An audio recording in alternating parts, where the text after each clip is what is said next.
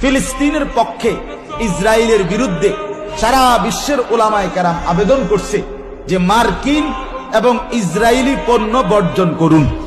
তো হুজুর বলতেছে যে এই কথাটা যে শুধু একজন বক্তা বা 100 জন বক্তা বললে হবে না, বরং 180 কোটি মুসলমানের জবান দিয়া যদি এটা উচ্চারিত হয় যে মার্কিন এবং ইসরায়েলি পণ্য বর্জন করেন, একে যদি অপরকে বলে তো আল্লাহর কসম কাফের বেঈমানদের ঘাড় অনেক আগেই কাত হয়ে যাবে।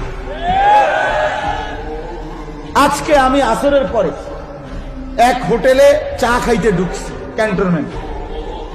ওনা বললাম যে চা খাওয়ার আগে আমার একটা ছোট পানির বোতল দেন নরমাল।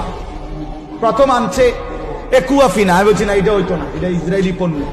এরপরে আনছে কিনলে বোতল, এটা কিনলে একটা লাগ, বলছি না এটাও হইতো না। আমি বললাম তোমাকে এমনে ফানি, লাইনের ফানি যেটা ট্যাপের হ্যান থেকে দুধ দাও, তো আমি এটি খামু না।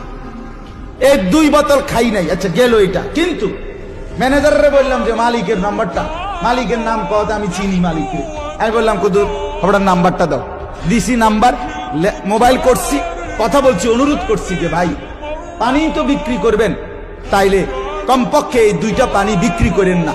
আপনি কি বলেন, আমরা আপনার জন্য দোয়া করুন। আলে সে সাথে সাথে বলছি হুজুর আপনি কইছেন, আমি 100 এই কথাটা মানব। তাহলে এই যে ফিকির, উঠতে বসতে চলতে ফিরতে, এটা বলতে হবে। মুসলমান সবাই মিলে চেষ্টা করতে হবে।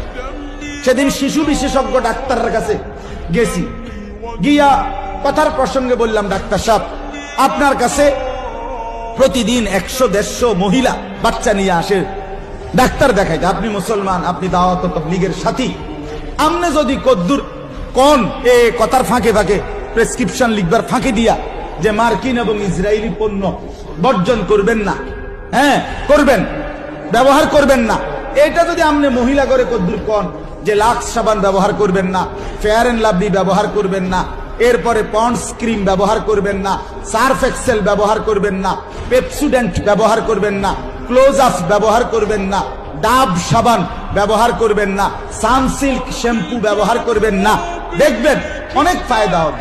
উনি সাথে সাথে আমার বলছে হুজুর আমি এখন প্রয়োজনে কম্পিউটার করে চেম্বারের 4 দিকে লাগাই দেব যে মার্কিন এবং ইসরায়েলি পণ্য বর্জন করব। তাহলে ফিকির চাই।